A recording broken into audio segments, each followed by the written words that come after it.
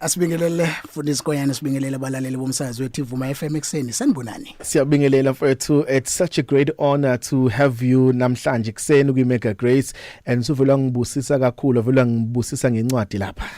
Yeah, ngithi incwadi study guide yonke into. Yes. About the principles of financial prosperity and business success. I'll take a picture and then I'll share it on our Facebook page lapha kwiMega Grace ukuze abantu beyithole kwi Facebook page lethu because nokuyithola labo lencwadi. But ngifisa sikhulume ngayo ke lencwadi ekhuluma about ama biblical principles of financial prosperity and business success. Njengoba silokhu sikhuluma nawe ngama Sundays, awusikhulumi nawe ngoba sivele sakuthatha sazokhuluma nawe kodwa sikhuluma nawe ngoba you are a businessman ubhale nalencwadi sitshele ngayo ukuthi uNkulunkulu ebethini ezekholele ekubhaleni lencwadi. Yabona ngiza ngibhala lencwadi. Yes. Kusukela ngicabanga ukuthi kusukela ngo2014 ngoba incwadi yami yokuqala ngayipublisha ngo2013. From 2014 2013 usupublish incwadi mfethu. So emva lokho I have to do research. Yes. Yokubheka iBhayibheli ekutheni lithini ngebhizinisi. That's number 1. Yeah. So abantu mabebheka iBhayibheli ngebhizinisi abalisondelanisi ukuthi iBhayibheli umgogodla webhizinisi iNkulunkulu nama principles eBhayibheli. Yeah. Masikhuluma ngebhizinisi and mangenze research yami kukhona iEldelathi uJesu wangena ethempelini wafaka usomabhizinisi inkalvasi baxosha baphuma waphendula amatafula. Yes, waphendula amatafula. But that wasn't indication ukuthi business ayifuneki cha.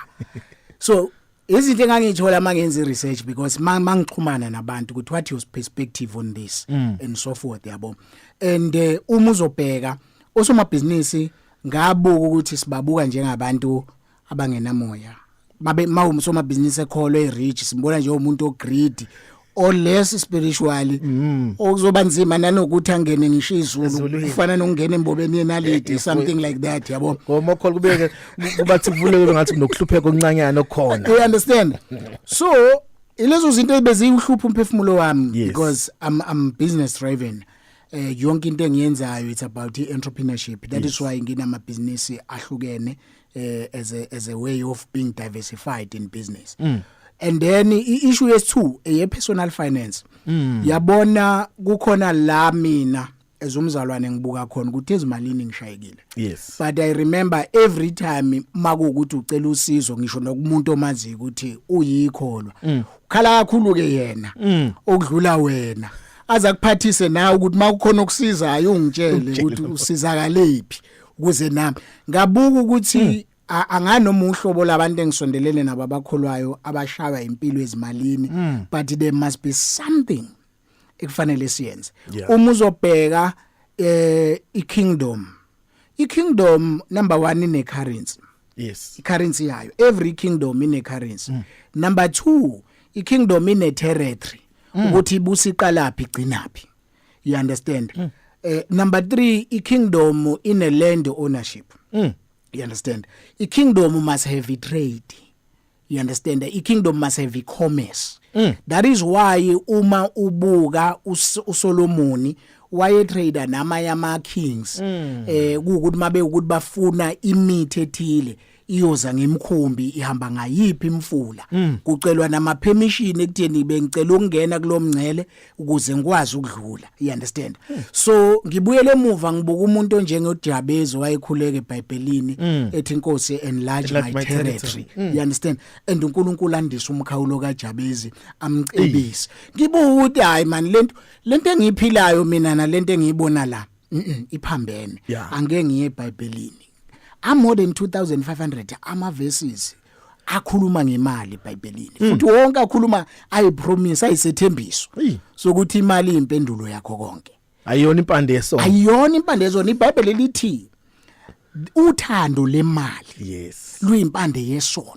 Kodwa imali iyama resources afunakalayo embusweni. Yingakho sithi imali icurrency because it must flow.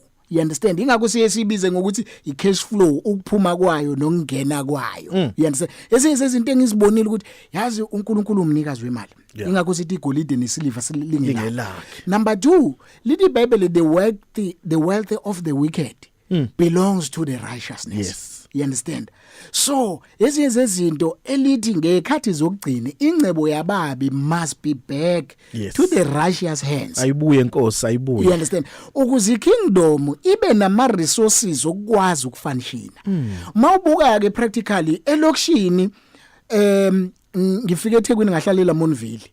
Umuntu abakwazi kumlalela bemvume, umuntu ababonayo ukuthi financially umnandi. Kwesisikhathi kuba isigebengu esinemali esihluphayo kodwa siphinde futhi maku ukuthi kuyakhala emphakathini uzwe kuthiwa hayi kusize bani. Yabona, then lezi incane ezikhulayo ziyabona ukuthi hayi ngifuna ukuba njengalo. So thina masinesithombe sepoverty akekho ozolithanda ivangeli lakho. Ugqokele icathulo zakhe ezitshekile uthi abantu bazosha. You understand? Akukho wrong lokho but fanike kubalance. Yingakho ke ngaze ngadiscover ukuthi mina yami calling it's kings and priests, it's marketplace, it's business. Kodwa manje asilethe iperspective ye business towards Israel lethu. Iyona ke izathu ukuthi ngibhale lencwadi.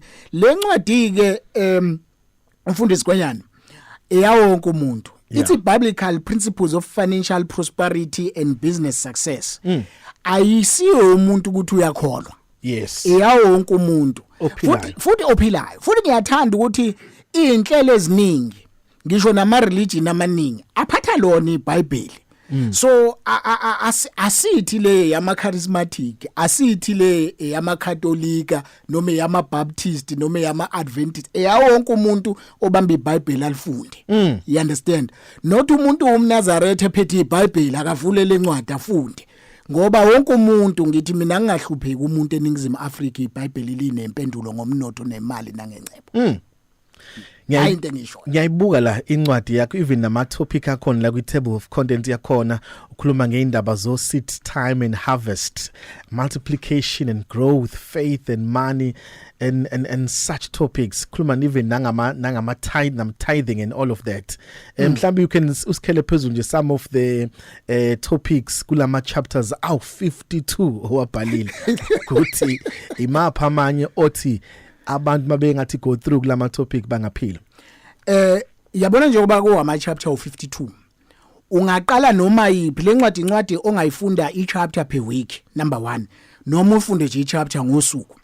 Njengoba u52 ngenzela amaviki u52 eviki. Ngiqale nje ngiphinde iviki chapter yodwa ngaphambi kokudlulela kwenye kuzingene igcile. Angithi iBhayibheli lithi faith comes by hearing and hearing the word. But engifuna ukucaphuna ngiyayithanda le ye10. Yes. Because abantu abanye abaseya yenkonzweni ngenxa ukuthi abanama amandla ukukhipha 10. Ngoba ufila like kuthiwa if ungathatha I'm cursed. Azabuka umuntu uzuzwe emunye noma eshumayele ethi yabona njengoba uthe uayini lokwe neblue welash uNkulunkulu uthatha imali yakhe inonsense yonke loyo. Inonsense yonke leyo. Uyayithatha indlela ye manipulation nje asibuyele move. That's number 1. Number 2, akho umuntu lithi iBhayibheli cursed is the one owaphanye kwemthini. Yo yeah. So manje akunamuntu ocursed ngenxa ukuthi uhluleke ukuthatha. That's number 2. Number 3, indaba isekutheni ngaphambi kokuthi uthayithe uNkulunkulu khona azokunika kona. Uthayitha kokunikiwe. You understand? Isigaba sesibili. Number 3, kunama argument na social media ukuthi is tithing still relevant. Mina ngikusho as a tither kwi new covenant. Ngithi tithing kwi new covenant is still relevant. That is why uJesu mayikhuluma nabaFarisi wathi niyazenzisa niyathatha nithatha kahle impela kodwa ukuzenzisa kuhamba phambili kunina. Was not against the tithe, was against ukuzenzisa. I-tithe leta isibusiso ukhiye nje ongeke uphike.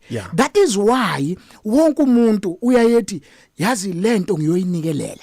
Ngifuna i-breakthrough kodwa ngiyonikelela ukuthi athi omunye ngiyahamba ngiyenkonzweni yamethile ngiye zonke inkonzo athi umuntu nje manginikelele ukuthi kuzokhanya.